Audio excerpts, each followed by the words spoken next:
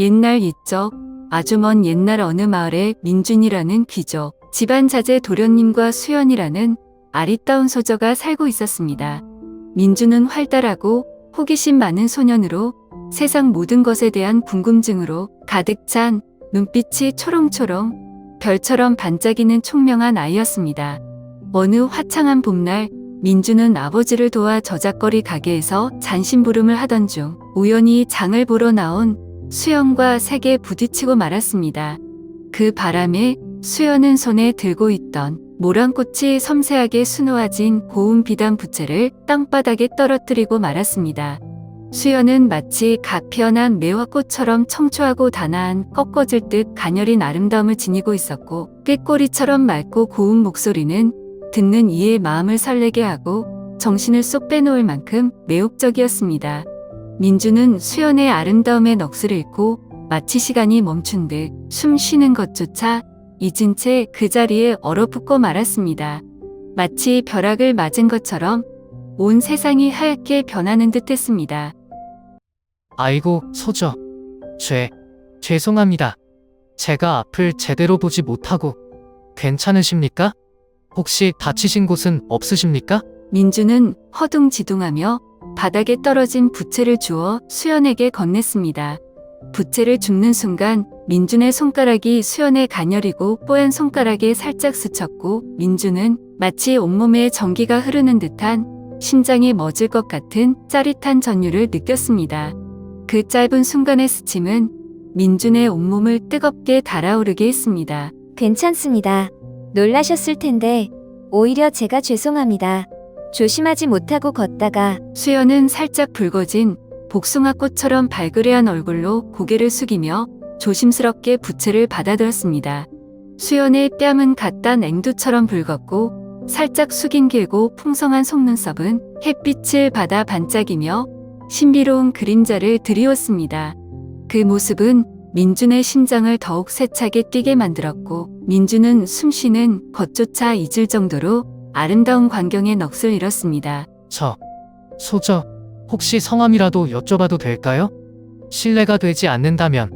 저는 민준이라고 합니다. 이 마을 김대감 댁 아들입니다. 민준은 떨리는 목소리로 마치 세상에서 가장 소중한 것을 다루듯 조심스럽게 용기를 내어 물었습니다. 혹시나 자신의 질문이 수연에게 불쾌감을 주지 않을까 가슴이 조마조마했습니다. 저는 수연이라고 합니다. 박진사 댁 딸입니다. 민준 도련님. 수연은 맑고 고운 목소리로 대답하며 살짝 고개를 들어 민준을 바라보았습니다. 그 순간 민준은 수연의 깊고 맑은 눈동자와 마주쳤고 마치 깊은 호수에 빠진 것처럼 숨이 멎을 듯했습니다. 수연 아가씨. 참으로 아름다운 이름입니다. 옷구슬이 쟁반 위를 구르는 듯 맑고 고운 이름입니다.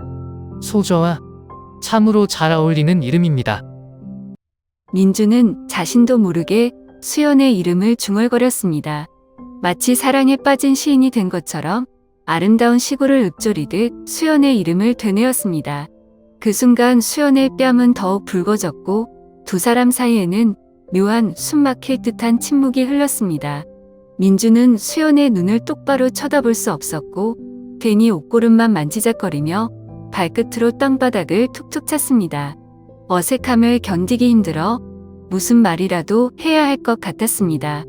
그날 이후 민준의 머릿속에는 온통 수연의 생각뿐이었습니다. 밥을 먹을 때도, 잠자리에 들 때도, 심지어 아버지가 읽어주시는 글귀를 들을 때도 수연의 아름다운 얼굴, 맑고 청아한 목소리, 그리고 부채를 줍던 순간 스쳤던 가녀린 손가락의 감촉, 복숭아꽃 향기처럼 은은하게 풍기던 채취가 떠올라 도무지 다른 일에 집중할 수가 없었습니다. 민주는 마치 춘향전을 읽는 이몽룡처럼 혹은 구운몽을 읽는 성진처럼 수연을 향한 걷잡을 수 없는 연심에 밤잠을 설치기 시작했습니다. 민주는 밤마다 잠자리에 누워 창밖을 바라보며 수연을 떠올렸습니다. 수연 소저, 지금쯤 무엇을 하고 계실까? 혹시 나처럼 잠 못 이루고 계실까? 아니, 그럴 리 없겠지. 나 따위가 뭐라고.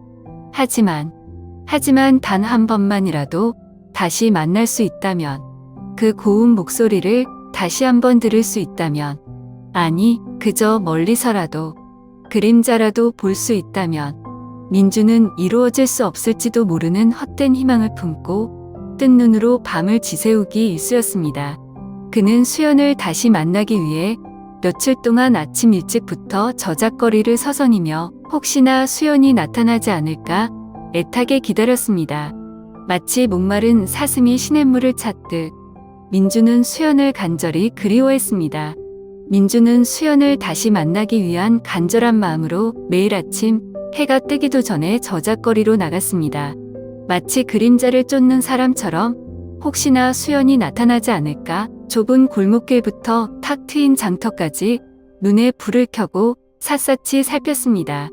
하지만 수연은 쉽게 모습을 드러내지 않았고 민준의 애타는 마음은 날이 갈수록 깊어져만 갔습니다. 그렇게 며칠이 지나고 민준이 거의 포기할 무렵 기적처럼 두 사람은 다시 만나게 되었습니다. 마을 축제가 열리던 날, 민준은 혹시나 하는 마음에 축제 구경을 나섰습니다. 수많은 인파 속에서 민준은 단번에 수연을 발견했습니다. 수연은 친구들과 함께 꽃등을 구경하고 있었는데 등불 아래 비치는 그녀의 모습은 마치 선녀와도 같았습니다. 민준은 용기를 내어 수연에게 다가갔습니다. 수연 소저, 여기서 뵙게 되다니 정말 꿈만 같습니다. 민준 도련님, 이게 얼마만인가요? 도련님도 축제를 즐기러 오셨나 봐요. 수연은 민준을 보자 반가운 듯 환하게 웃었습니다. 그 미소는 민준의 심장을 다시 한번 세차게 뛰게 만들었습니다. 소저, 괜찮으시다면 저와 함께 축제를 구경하시겠습니까? 제가 소저께 꼭 보여드리고 싶은 것이 있습니다. 민준은 떨리는 목소리로 조심스럽게 제안했습니다. 수연은 잠시 망설이는 듯했지만 이내 고개를 끄덕였습니다. 네, 좋아요. 저도 마침 혼자 심심하던 참이었어요. 두 사람은 함께 축제 거리를 거닐며 이야기꽃을 피웠습니다.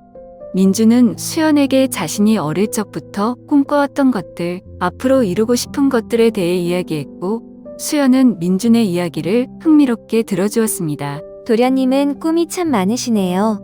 꼭 이루시길 바랄게요. 제 꿈은 소저와 함께하는 것입니다. 민주는 갑작스럽게 하지만 진심을 담아 고백했습니다. 수연은 깜짝 놀란 듯했지만 이내 얼굴을 붉히며 고개를 숙였습니다. 저도 도련님과 함께라면 행복할 것 같아요. 두 사람은 서로의 마음을 확인하고 마치 꿈을 꾸는 듯한 행복감에 젖어들었습니다. 밤하늘에는 아름다운 불꽃이 터지고 있었고 사람들의 웃음소리가 끊이지 않았습니다. 하지만 두 사람에게는 오직 서로만이 보이고 서로의 목소리만이 들리는 듯했습니다. 그날 이후 민준과 수연은 자주 만남을 가졌습니다. 두 사람은 함께 냇가에서 물수제비를 뜨기도 하고 뒷동산에 올라 꽃 구경을 하기도 하고 밤에는 별을 보며 사랑을 속삭이기도 했습니다. 맑고 순수한 두 사람의 사랑은 마치 봄날의 햇살처럼 따스하고 아름다웠습니다. 두 사람의 사랑 이야기는 곧 양가 부모님 귀에도 들어갔습니다. 민준의 아버지 김대감과 수연의 아버지 박진사는 두 사람의 만남을 매우 기뻐했습니다. 두 가문은 모두 오랫동안 지역에서 존경받는 명문가였고 두 사람의 결합은 양가의 위신을 더욱 높여줄 것이 분명했기 때문입니다. 수현 소저라면 우리 민준이와 잘 어울릴 것이다. 훌륭한 가문의 교수이니 흠잡을 데가 없구나. 게다가 어여쁘기까지 하니 우리 민준이가 복동이를 만났어. 민준 도련님이라면 우리 수연이를 행복하게 해줄 수 있을 거예요. 듬직하고 믿음직스러운 청년이니 걱정할 것이 없겠어요. 게다가 인물도 훤칠하니 우리 수연이 옆에 세워두면 참으로 보기 좋겠구먼요. 양가 부모님의 허락과 축복 속에 민준과 수연의 혼례는 일사천리로 진행되었습니다. 마을 사람들은 모두 두 사람의 아름다운 사랑 이야기에 감동했고 진심으로 그들의 행복을 빌어주었습니다. 혼례 날, 민준과 수연은 세상에서 가장 아름다운 신랑 신부가 되어 서로의 눈을 바라보며 영원한 사랑을 맹세했습니다. 그들의 앞날에는 행복만이 가득할 것 같았습니다. 마치 동화 속 왕자님과 공주님처럼 민준과 수연은 오랫동안 행복하게 살았습니다. 민준과 수연의 행복한 나날은 영원할 것만 같았습니다. 하지만 인생이란 예측 불허의 연속, 마치 잔잔한 호수에 갑자기 몰아치는 폭풍우처럼 민준의 가문에 예상치 못한 불행이 닥쳐왔습니다. 민준의 아버지 김대감이 가문의 재산을 늘리기 위해 섣부르게 큰 투자를 감행했고, 그 결과 가문의 전 재산을 잃고 엄청난 빚더미에 올라앉게 된 것입니다. 하루아침에 가세가 기울자 민준의 집안은 걷잡을 수 없는 혼란에 빠졌습니다. 채권자들은 빚독촉을 해왔고 집안의 하인들은 뿔뿔이 흩어졌습니다. 민준은 난생 처음 겪는 가난과 절망에 휩싸였지만 무엇보다 사랑하는 수연과의 앞날을 걱정하지 않을 수 없었습니다. 아니나 다를까 수연의 아버지 박진사는 냉정하게 혼약을 파기했습니다. 그는 민준의 아버지에게 빚을 갚을 능력이 없다는 것을 확인하고 자신의 딸을 몰락한 가문의 자제에게 시집 보낼 수 없다고 선언했습니다. 김대감, 참으로 안타까운 일이오. 하지만 우리 수연이는 더 이상 그쪽 집안과는 인연이 없는 것으로 합시다. 혼담은 없었던 일로. 박진사의 냉혹한 말은 민준의 가슴에 비수처럼 꽂혔습니다. 민준은 수연을 잃을지도 모른다는 생각에 눈앞이 캄캄해졌습니다. 하지만 박진사는 이미 수연을 다른 부잣집 도령에게 시집 보내기로 약조를 맺은 후였습니다. 수연은 아버지의 결정에 큰 충격을 받고 슬픔에 잠겼습니다. 그녀는 민준을 진심으로 사랑했고 가난 때문에 사랑하는 사람과 헤어져야 한다는 사실을 받아들일 수 없었습니다. 아버지, 제발 이러지 마세요. 저는 민준 도련님을 사랑한단 말이에요. 돈이 없으면 어떻고 지위가 낮으면 또 어떻습니까? 저는 민준 도련님과 함께라면 가난도 고난도 다 이겨낼 수 있어요. 수연은 눈물로 애원했지만 박진사는 완강했습니다. 수현아, 제발 정신 차려라. 사랑이 밥 먹여주더냐? 내가 고생하는 꼴을 볼 수 없다. 이번 혼사는 이미 결정된 일이다. 더 이상 헛된 미련 갖지 말고 마음을 정리하거라. 수연은 아버지의 강압적인 태도에 절망하고 밤낮으로 눈물만 흘렸습니다. 그녀는 민준을 만나 자신의 마음을 전하고 싶었지만 아버지의 감시가 심해 집 밖으로 나갈 수조차 없었습니다. 한편 민준은 가문의 몰락과 수연과의 이별이라는 이중고에 휩싸여 깊은 절망에 빠졌습니다. 그는 수연을 잊으려 애썼지만 수연의 아름다운 모습, 맑은 목소리, 따뜻한 마음씨는 그의 마음속 깊이 새겨져 지워지지 않았습니다. 결국 민준은 낯선 고을에 가서 어느 부잣집의 머슴살이를 시작하게 되었습니다. 비록 몸은 고되고 힘들었지만 민준은 묵묵히 일하며 언젠가 다시 수연을 만날 날을 기다렸습니다. 민준아, 넌 몸도 튼튼하고 일머리도 있으니 곧 이 집안에 필요한 사람이 될 게다. 열심히 하거라. 그래, 우리 집에서 일하는 동안에는 먹고 자는 걱정은 없을 게야. 열심히 일해서 빚도 갚고 새 삶을 살도록 해라. 민준은 주인 내외의 따뜻한 배려에 감사하며 더욱 열심히 일했습니다. 하지만 밤이 되면 수연에 대한 그리움은 더욱 깊어져만 갔습니다. 수연과의 강제적인 이별은 민준에게 깊은 상처를 남겼습니다. 사랑하는 여인을 잃은 슬픔, 몰락한 가문에 대한 죄책감, 그리고 앞날에 대한 막막함은 민준을 짓눌렀습니다. 민준은 수연을 잊기 위해 필사적으로 노력했습니다. 낮에는 쉴 새 없이 몸을 움직여 일하고 밤에는 잠을 청했지만 수연의 얼굴은 꿈속에서도 나타나 민준을 괴롭혔습니다. 마치 지독한 가뭄처럼 민준의 마음은 메말라갔습니다. 민준은 주인 집의 굳은 일을 도맡아 하며 고된 노동으로 잊어보려 했습니다. 새벽부터 밤늦게까지 밭을 메고 나무를 하고 물을 깃고 쉴 새 없이 몸을 움직였습니다. 땀으로 범벅이 된 몸은 녹초가 되었지만 마음속 깊은 곳에서 끓어오르는 수연에 대한 그리움은 멈출 줄 몰랐습니다. 민준아, 너무 무리하지 말거라. 몸 상한다.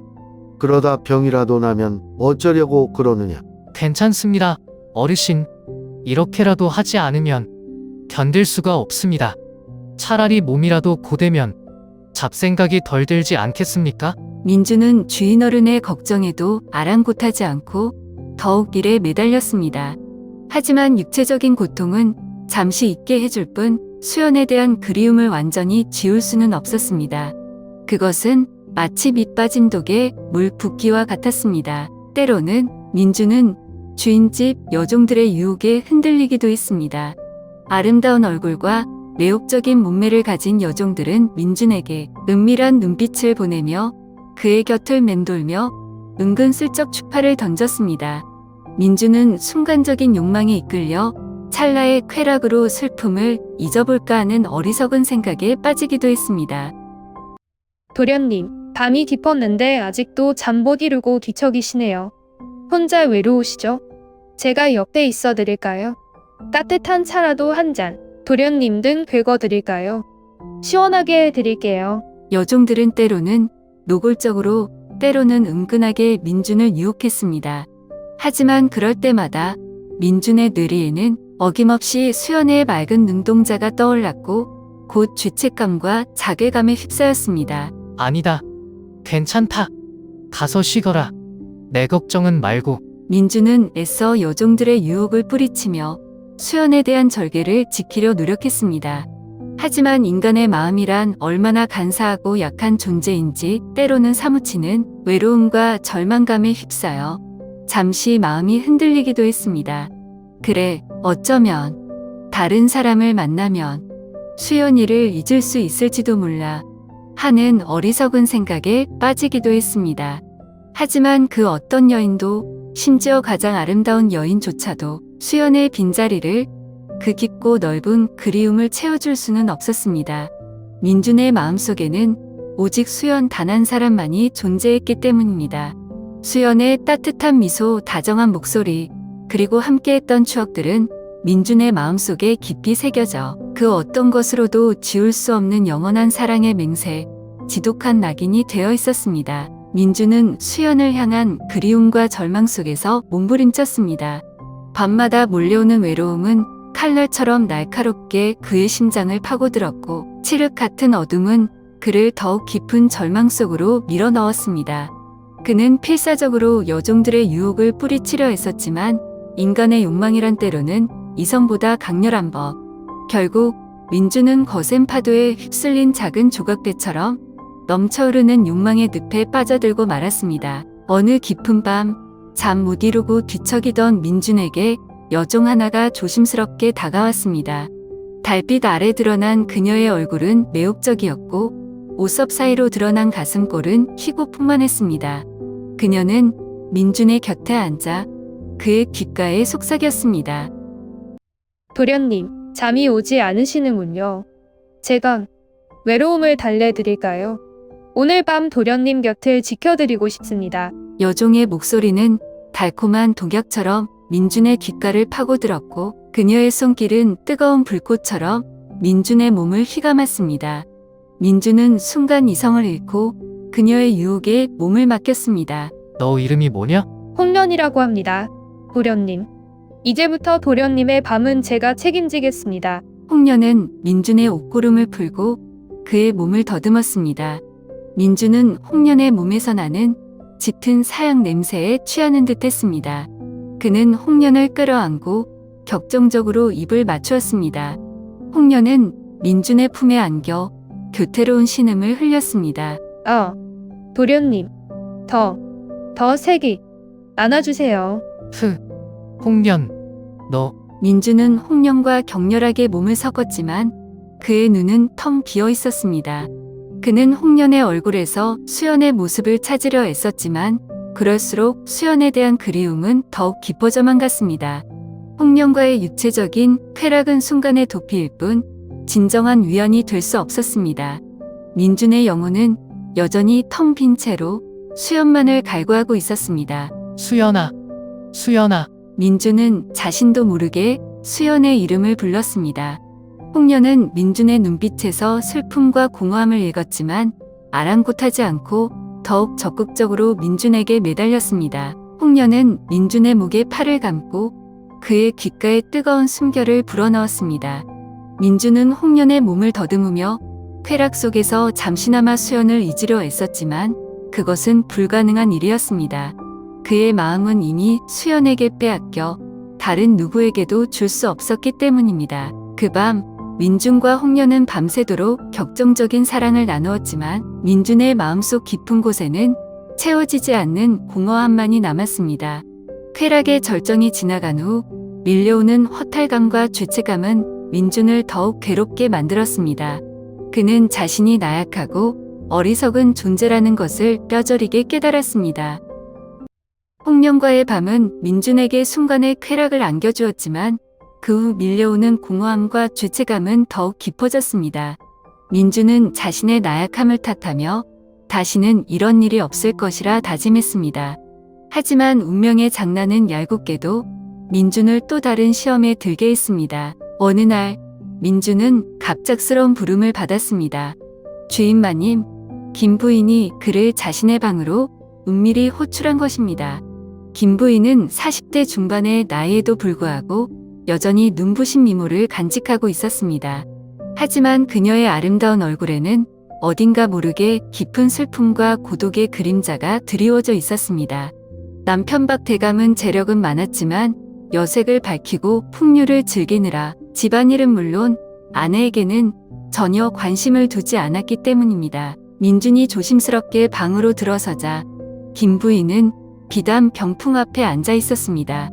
방 안에는 은은한 향 냄새가 감돌고 있었고 창밖에서는 매미 소리가 애처롭게 들려왔습니다. 민준아, 이리 와 앉거라. 김 부인은 부드러운 목소리로 민준에게 자리를 권했습니다. 민준은 조심스럽게 김 부인의 맞은편에 앉았습니다. 김 부인은 민준을 빤히 쳐다보았습니다. 그녀의 눈빛은 마치 민준의 마음속을 꿰뚫어 보는 듯했습니다. 내 눈빛에는 슬픔이 가득하구나. 무슨 일이 있었던 게냐? 민준은 김 부인의 날카로운 질문에 깜짝 놀랐습니다. 하지만 김 부인의 따뜻하고 걱정스러운 눈빛에 그는 자신도 모르게 마음속 깊은 곳에 묻어두었던 슬픔을 털어놓게 되었습니다. 마님, 사실 저는 사랑하는 여인이 있었습니다. 하지만 집안이 몰락하고 그녀와 헤어져야 했습니다. 민준은 떨리는 목소리로 자신의 이야기를 털어놓았습니다. 김 부인은 민준의 이야기를 묵묵히 들어주었습니다. 그랬구나. 참으로 안타까운 일이로다. 사랑하는 사람과 헤어지는 것만큼 가슴 아픈 일은 없지. 김 부인은 깊은 한숨을 내쉬었습니다. 그녀의 눈빛에는 민준의 슬픔에 공감하는 듯한 묘한 슬픔이 담겨 있었습니다. 나 역시 행복하지 않단다. 남들은 부러워하는 부잣집 마님이지만 내 속은 텅 비어 있어. 우리 영감은 늘 밖으로만 나돌고 나에게는 눈길 한 번 주지 않으니 마치 빈 껍데기와 사는 것 같구나. 김 부인은 자신의 불행한 결혼 생활에 대해 털어놓았습니다. 그녀의 목소리는 떨리고 있었고 눈가에는 눈물이 맺혔습니다. 너와 나는 어쩌면 비슷한 처지인지도 모르겠구나. 사랑하는 사람을 잃고 외로움에 몸부림치는. 김 부인은 민준의 손을 잡았습니다. 그녀의 손은 차가웠지만 민준은 왠지 모를 따뜻함을 느꼈습니다. 두 사람은 서로의 슬픔을 공유하며 묘한 동질감을 느꼈습니다. 민준은 김 부인의 차가운 손을 잡고 그녀의 깊은 슬픔이 담긴 눈빛을 마주했습니다. 처음에는 그저 아랫사람으로서 지체 높으신 마님을 위로해야 한다는 생각뿐이었습니다. 하지만 김 부인의 고독과 슬픔이 진심으로 느껴지면서 민준의 마음속에도 연민과 동정심이 싹트기 시작했습니다. 마치 거울처럼 김 부인의 슬픔은 민준 자신의 슬픔을 비추는 듯했습니다. 민준아, 너는 아직 젊고 희망이 있잖니. 하지만 나는 이제 더 이상 무엇을 바라겠느냐. 늙고 병들어가는 몸뚱이, 텅 빈 마음 남은 것은 절망뿐이구나. 김 부인은 자조 섞인 한숨을 내쉬었습니다. 그녀의 목소리는 잦아들었고 눈가에는 붉은 눈물방울이 맺혔습니다. 민준은 김 부인의 고통에 깊이 공감하며 자신도 모르게 눈시울이 붉어졌습니다. 마님, 그렇지 않습니다.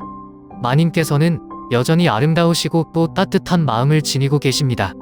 너무 너무 슬퍼하지 마십시오. 민주는 진심을 담아 김 부인을 위로했습니다.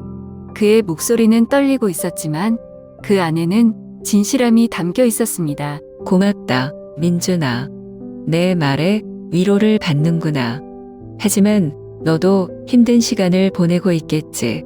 사랑하는 여인을 잊지 못하고. 김 부인은 민준의 손을 더욱 꽉 잡았습니다. 그녀의 손아귀에는 힘이 들어가 있었고 마치 민준에게 의지하는 듯 했습니다. 예, 마님. 사실 수연이를 잊을 수가 없습니다. 매일 밤 꿈속에서 수연이를 봅니다. 하지만 이제는 다 부질없는 일이겠지요. 민준은 씁쓸하게 웃으며 고개를 떨구었습니다. 그의 눈빛에는 짙은 슬픔과 체념이 어려 있었습니다. 부질없다니? 어찌 그런 말을. 사랑은 결코 부질없는 것이 아니란다. 설령 이루어질 수 없는 사랑이라 해도 그 자체로 아름다운 것이지. 김 부인은 민준의 눈을 빤히 쳐다보며 마치 자신의 젊은 날을 회상하는 듯한 표정을 지었습니다. 마님께서는 사랑을 해보신 적이 있으십니까? 민준은 조심스럽게 물었습니다. 김 부인은 잠시 침묵하더니 깊은 한숨과 함께 입을 열었습니다. 나도 한때는 뜨겁게 사랑했던 적이 있었지.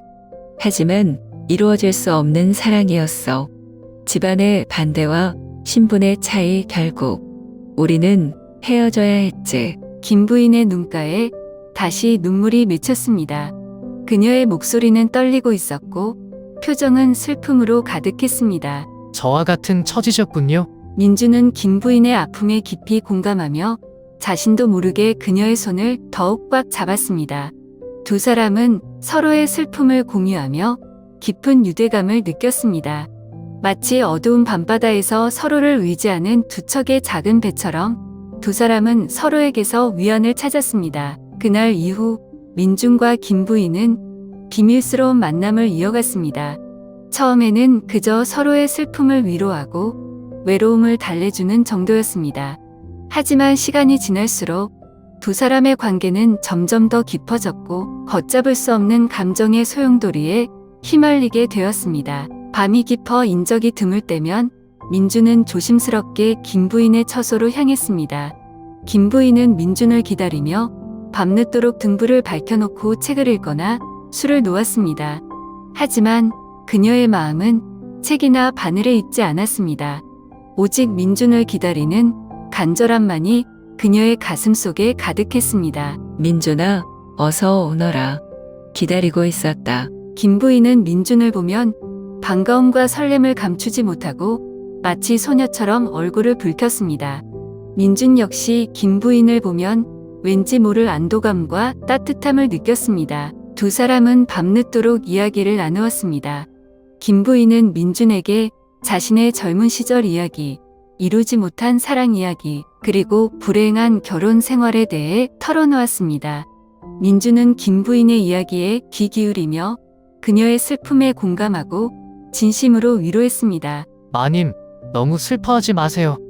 마님께서는 여전히 아름다우시고 또 누구보다 따뜻한 분이십니다.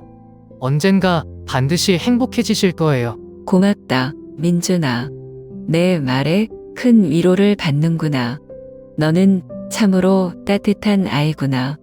마치 봄날의 햇살처럼. 민준의 따뜻한 위로는 김 부인의 얼어붙은 마음을 녹였고 그녀의 눈빛에는 생기가 돌기 시작했습니다. 두 사람은 서로에게서 위안을 찾고 점점 더 깊이 의지하게 되었습니다. 어느 날 밤 두 사람은 여느 때처럼 이야기를 나누다가 서로의 눈빛이 깊게 얽혔습니다. 그 순간 두 사람 사이에는 묘한 긴장감이 감돌았습니다. 민준은 자신도 모르게 김 부인의 손을 잡았고 김 부인은 민준의 손을 뿌리치지 않았습니다. 민준아, 너는 나를 어떻게 생각하느냐? 김 부인은 떨리는 목소리로 물었습니다. 그녀의 눈빛은 간절했고 뺨은 붉게 상기되어 있었습니다. 마님, 저는 마님을 존경합니다. 그리고 연모합니다. 민준은 더 이상 자신의 감정을 숨길 수 없었습니다. 그는 김 부인에게 자신의 진심을 고백했고 김 부인은 민준의 고백에 눈물을 글썽였습니다. 나도 너를 사랑한다, 민준아. 그날 밤 두 사람은 넘지 말아야 할 선을 넘고 말았습니다. 민주는 김 부인을 조심스럽게 하지만 강한 힘으로 품에 안았고 김 부인은 기다렸다는 듯이 민준의 품에 안겨 뜨거운 눈물을 하염없이 흘렸습니다. 그 눈물은 오랜 세월 동안 억눌려 왔던 슬픔과 외로움 그리고 걷잡을 수 없는 욕망의 뜨거운 토로였습니다. 민준아, 민준아, 내 이름을 불러주렴. 김 부인은 떨리는 목소리로 애원했습니다. 민주는 김 부인의 귓가에 낮게 속삭였습니다. 부인, 아니, 연우님, 민주는 김 부인의 본명을 부르며 그녀의 목덜미에 뜨거운 입술을 묻었습니다. 김 부인은 민준의 목을 끌어안고 그의 입술을 탐했습니다. 두 사람의 입맞춤은 격정적이었고 마치 불꽃처럼 타올랐습니다. 민주는 김 부인의 옷고름을 풀고 그녀의 비단 속옷을 벗겼습니다. 달빛 아래 드러난 김 부인의 몸은 여전히 아름다웠고 풍만했습니다. 민주는 김 부인의 몸을 탐하며 그녀의 귓가에 속삭였습니다. 연우님, 당신은 너무나 아름답습니다. 민준아, 너도 너무나 멋지구나. 김 부인은 민준의 탄탄한 몸을 어루만지며 그의 젊음과 열정의 넋을 잃었습니다. 두 사람의 육체적인 결합은 단순한 욕망의 분출이 아니라 오랜 시간 동안 억눌려왔던 슬픔과 외로움, 그리고 서로를 향한 간절한 갈망, 텅 빈 영혼의 허기를 채우려는 격정적인 몸부림이었습니다. 달빛 아래 두 사람의 몸은 마치 한 몸인 듯 격렬하게 얽히고 설켰으며 서로에게서 뿜어져 나오는 뜨거운 숨결은 밤 공기를 가득 채웠습니다. 그들의 영혼은 서로에게 깊이 스며들어 하나가 되는 듯 했습니다. 김 부인은 민준의 품에서 잃어버렸던 젊음과 뜨거운 열정을 되찾았고 민준은 김 부인의 따뜻하고 풍만한 품 안에서 잠시나마 수연에 대한 그리움, 고통스러운 현실을 잊을 수 있었습니다. 아우, 민준아 더 깊이 날 안아줘. 연우님 사랑합니다. 당신을 영원히. 두 사람의 신음과 속삭임은 밤새도록 이어졌습니다. 하지만 두 사람의 사랑은 위험했고 위태로웠습니다. 마치 벼랑 끝에 핀 위태롭게 흔들리는 한 송이 붉은 꽃처럼 아름답지만 언제 꺾일지 모르는, 언제 떨어질지 모르는 불안하고 슬픈 사랑이었습니다. 박대감은 평소 무심했던 김 부인에게서 변화를 감지했습니다. 늘 수심에 잠겨있던 얼굴은 밝아졌고 쇠약해 보이던 몸에는 생기가 돌았습니다. 옷차림과 화장도 이전보다 훨씬 화려해졌습니다.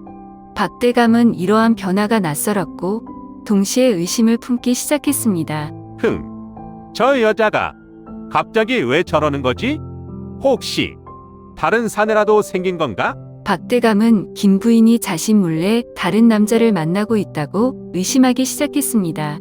그는 자신의 권위와 명예를 훼손하는 어떠한 행동도 용납할 수 없었습니다. 특히 자신의 아내가 다른 남자와, 그것도 천한 머슴놈과 놀아난다는 것은 상상조차 할 수 없는 일이었습니다. 박대감은 김 부인을 감시하기 시작했습니다. 그는 김 부인의 일거수일투족을 은밀하게 관찰했고 그녀의 주변 사람들을 추궁하며 정보를 캐내려 했습니다. 하지만 김 부인은 워낙 조심스럽게 행동했기 때문에 박대감은 뚜렷한 증거를 잡을 수 없었습니다. 어느 날 오후 박대감은 중요한 약속이 있다며 집을 나서는 척했습니다. 하지만 그는 집을 떠나지 않고 몰래 담벼락 뒤에 숨어 김 부인을 감시했습니다. 해가 뉘엿뉘엿지고 어둠이 짙게 깔리기 시작했습니다. 박대감은 초조하게 기다렸습니다. 얼마 후 민준이 조심스럽게 김 부인의 처소로 향하는 모습이 박대감의 눈에 들어왔습니다. 민준은 주변을 살피며 마치 도둑 고양이처럼 은밀하게 움직였습니다. 그 모습을 본 박대감은 분노로 온몸이 부들부들 떨렸습니다. 저 놈이 감히 내 아내 방에. 박대감은 눈을 부릅뜨고 민준의 행동을 주시했습니다. 민준은 김 부인의 방문 앞에 서서 조심스럽게 문을 두드렸습니다. 잠시 후 문이 열리고 민준은 안으로 사라졌습니다. 박대감은 더 이상 참을 수 없었습니다. 그는 마치 맹수처럼 담벼락에서 뛰쳐나와 김 부인의 방문을 향해 달려갔습니다. 그의 눈에는 살기가 가득했고 얼굴은 분노로 붉게 달아올랐습니다. 그는 이성을 잃은 채 자신의 아내와 천한 머슴놈의 불륜 현장을 덮치려 했습니다. 박대감은 격분하여 발길질로 방문을 걷어찼습니다. 문이 부서지며 열리고 박대감의 눈앞에 믿을 수 없는 광경이 펼쳐졌습니다. 김 부인과 민준이 서로를 끌어안고 있었던 것입니다. 두 사람은 갑작스러운 상황에 놀라 얼어붙었고 박대감의 눈에는 살기가 번뜩였습니다. 이 짐승만도 못한 놈들 감히 내 집에서 내 아내와. 박대감은 이성을 잃고 고함을 질렀습니다. 그의 목소리는 분노로 갈라졌고 주먹은 부들부들 떨렸습니다. 대감, 오해십니다. 저희는 어르신, 김 부인과 민주는 해명하려 했지만 박대감은 그들의 말을 듣지 않았습니다. 그는 하인들을 불러 민준을 묶고 김 부인을 방에 가두었습니다. 저 놈을 당장 끌어내. 그리고 저 더러운 것들을 내 집에서 영원히 쫓아내라. 다시는 내 눈앞에 나타나지 못하게 해. 박대감의 불호령에 하인들은 민준과 김 부인을 끌어냈습니다. 민준은 저항했지만 건장한 하인들의 힘을 당해낼 수 없었습니다. 김 부인은 눈물을 흘리며 박대감에게 애원했지만 박대감은 냉정하게 그녀를 외면했습니다. 대감, 제발 이러지 마세요. 민준이는 아무 잘못이 없어요. 닥쳐라. 내년은 이제 내 아내가 아니다. 꼴도 보기 싫으니 당장 꺼져. 결국 민준과 김 부인은 아무것도 가진 것 없이 박대감의 집에서 쫓겨났습니다. 두 사람은 서로를 의지하며 정처 없이 길을 떠났습니다. 세월이 흘러 두 사람은 온갖 고생을 겪으며 근근히 생계를 이어갔습니다. 김 부인은 젊고 건강했던 시절과는 달리 늙고 병들어갔습니다. 민주는 그런 김 부인을 정성껏 돌보았지만 가난하고 힘없는 처지에 할 수 있는 일은 많지 않았습니다. 연우님, 조금만 더 참으십시오. 제가 꼭 좋은 약을 구해오겠습니다. 민준아, 나는 괜찮다. 내 곁에 있는 것만으로도 행복해. 김 부인은 힘겹게 미소 지으며 민준의 손을 잡았습니다. 하지만 그녀의 눈빛은 점점 흐려졌고 숨소리는 가빠졌습니다. 결국 김 부인은 민준의 품에서 조용히 눈을 감았습니다. 민준은 김 부인의 죽음에 슬픔과 절망을 느꼈습니다. 그는 김 부인을 위해 작은 무덤을 만들고 그녀의 시신을 정성껏 묻었습니다. 연우님 편히 쉬십시오. 저 꼭 다시 찾아뵙겠습니다. 민주는 김 부인의 무덤 앞에서 눈물을 흘리며 그녀의 명복을 빌었습니다. 김 부인을 잃은 민주는 세상에 홀로 남겨진 기분이었습니다. 수연을 잃은 슬픔에 이어 김 부인마저 잃은 슬픔은 그의 마음을 더욱 황폐하게 만들었습니다. 민주는 산속에 작은 움막을 짓고 은둔 생활을 시작했습니다. 그는 짐승을 사냥하고 나무 열매를 따먹으며 연명했습니다. 그러던 어느 날 민주는 식량이 떨어져 산 아래 마을로 내려갔습니다. 오랜만에 마을에 내려온 민주는 낯선 풍경에 어리둥절했습니다. 그는 시장을 걷다가 우연히 익숙한 얼굴을 발견했습니다. 바로 수연이었습니다. 수연이가 맞나? 민주는 믿을 수 없다는 듯 눈을 비볐습니다. 수연은 여전히 아름다웠지만 어딘가 모르게 슬픈 표정을 짓고 있었습니다. 민주는 수연에게 다가가려 했지만 차마 발걸음이 떨어지지 않았습니다. 그는 자신의 초라한 행색이 부끄러웠고 수연에게 또 다른 상처를 줄까봐 두려웠습니다. 민주는 수연을 보자 가슴이 쿵 내려앉는 듯 했습니다. 오랜 시간이 흘렀지만 수연의 아름다운 모습은 여전했고 민준의 마음속 깊은 곳에 자리 잡은 연정은 조금도 옅어지지 않았습니다. 하지만 동시에 민준은 깊은 죄책감에 휩싸였습니다. 김 부인과의 일, 그리고 자신의 초라한 처지가 수연에게 상처를 줄 것이라 생각했습니다. 수연아, 너에게 무슨 낯으로 다가갈 수 있겠니? 나는 이미 더럽혀진 몸 너에게 씻을 수 없는 죄를 지었어. 민주는 수연에게 다가가지 못하고 사람들 틈에 숨어 그녀를 몰래 지켜보았습니다. 수연은 여전히 아름다웠지만 어딘가 모르게 슬프고 수척해 보였습니다. 민주는 수연의 슬픈 눈빛을 보자 가슴이 미어지는 듯 했습니다. 결국 민주는 수연을 만나지 못하고 돌아서기로 결심했습니다. 그는 발걸음을 돌리려 했지만 그 순간 누군가 그의 이름을 불렀습니다. 민준 도련님, 민주는 깜짝 놀라 뒤를 돌아보았습니다. 수연이 믿을 수 없다는 듯한 표정으로 그를 바라보고 있었습니다. 민준 도련님 맞으시죠? 정말 도련님이세요? 수연은 떨리는 목소리로 물었습니다. 민주는 더 이상 숨길 수 없었습니다. 그는 고개를 숙인 채 힘겹게 입을 열었습니다. 수연아, 나다 민준이다. 수연은 민준의 말에 눈물을 글썽이며 그의 곁으로 달려왔습니다. 도련님, 어디 계셨던 거예요? 얼마나 찾았는지 아세요? 민주는 수연의 눈물을 보자 가슴이 아팠습니다. 그는 수연에게 자신의 지난 날을 이야기하고 싶었지만 차마 입이 떨어지지 않았습니다. 도련님, 저는 도련님을 잊은 적이 없어요. 수연은 민준의 손을 잡으며 떨리는 목소리로 말했습니다. 그분과의 혼담 파기했어요. 저는 도련님, 다른 사람은 생각할 수 없어요. 수연의 말에 민주는 깜짝 놀랐습니다. 그는 수연이 자신 때문에 혼담을 파기했다는 사실을 믿을 수 없었습니다. 수연아, 하지만 나는 민주는 말을 잇지 못하고 고개를 숙였습니다. 수연은 민준의 얼굴을 감싸주며 그의 눈을 똑바로 쳐다보았습니다. 괜찮아요. 도련님, 저는 다 알고 있어요. 도련님께서 얼마나 힘든 시간을 보내셨는지 다 알고 있어요. 이제 괜찮아요.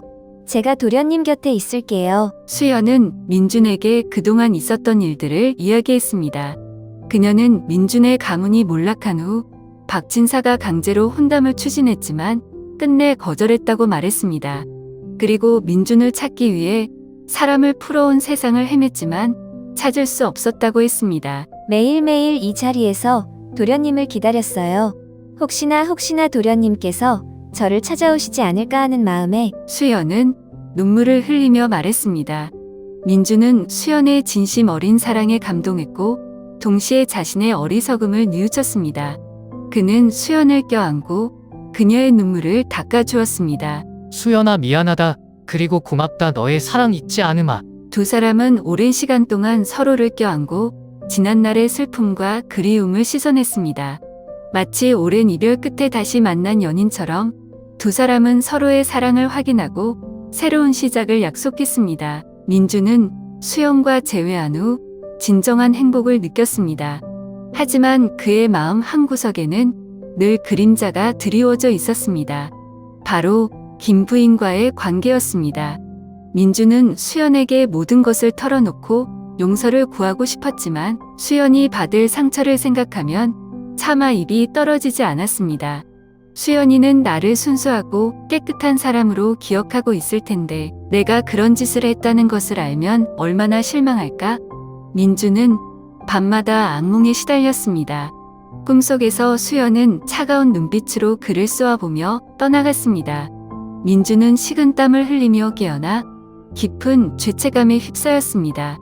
결국 민주는 더 이상 진실을 숨길 수 없다고 판단했습니다. 그는 수연에게 모든 것을 털어놓기로 결심했습니다. 어느 날 저녁, 민주는 수연을 조용한 냇가로 데려갔습니다. 수연아, 너에게 꼭 해야 할 말이 있다. 민주는 떨리는 목소리로 입을 열었습니다. 수연은 민준의 심각한 표정에 불안감을 느꼈습니다. 무슨 일인데요? 도련님, 말씀해보세요. 민주는 깊은 숨을 들이쉬고 힘겹게 입을 열었습니다. 나는 너를 만나기 전에 다른 여인과 부적절한 관계를 맺었었다. 민준의 고백에 수연은 깜짝 놀랐습니다. 그녀의 눈에는 당혹스러움과 슬픔이 번졌습니다. 그분은 내가 머슴살이를 하던 집의 마님이었다. 나는 그분의 외로움에 휩쓸려 넘지 말아야 할 선을 넘고 말았다. 민주는 고개를 숙인 채 눈물을 흘렸습니다. 수연은 한동안 아무 말도 하지 못하고 민준을 바라보았습니다. 수연은 떨리는 목소리로 민준을 불렀습니다. 미안하다 수연아. 너에게 이런 상처를 줘서 정말 미안하다. 민준은 수연에게 용서를 빌었습니다. 수연은 민준의 손을 잡고 그의 눈을 똑바로 쳐다보았습니다. 도련님, 고개 드세요. 저는 도련님을 원망하지 않아요. 하지만 나는 너에게 죄를 지었다. 과거는 과거일 뿐이에요. 중요한 건 지금 우리 마음이에요. 저는 도련님을 사랑해요. 그것만으로 충분해요. 수연은 민준을 용서했고 두 사람은 다시 한번 서로의 사랑을 확인했습니다. 그 후 민준과 수연은 모든 것을 잊고 새로운 삶을 시작하기로 결심했습니다. 두 사람은 사람들이 없는 깊은 산속에 작은 집을 짓고 오순도순 살았습니다. 민준은 밭을 일구고 수연은 집안일을 하며 서로에게 의지하며 행복한 시간을 보냈습니다. 시간이 흘러 두 사람은 아이를 낳고 행복한 가정을 이루었습니다. 민준은 더 이상 과거의 죄책감에 얽매이지 않고 수연과 아이들에게 헌신하며 가장으로서의 책임을 다했습니다. 수연 역시 민준의 사랑에 보답하며 현명하고 따뜻한 아내이자 어머니가 되었습니다. 깊은 산속, 작은 오두막에서 울려 퍼지는 아이들의 웃음소리는 민준과 수연의 사랑이 맺은 결실이었습니다. 두 사람은 지난날의 아픔과 슬픔을 딛고 진정한 사랑과 행복을 찾았습니다.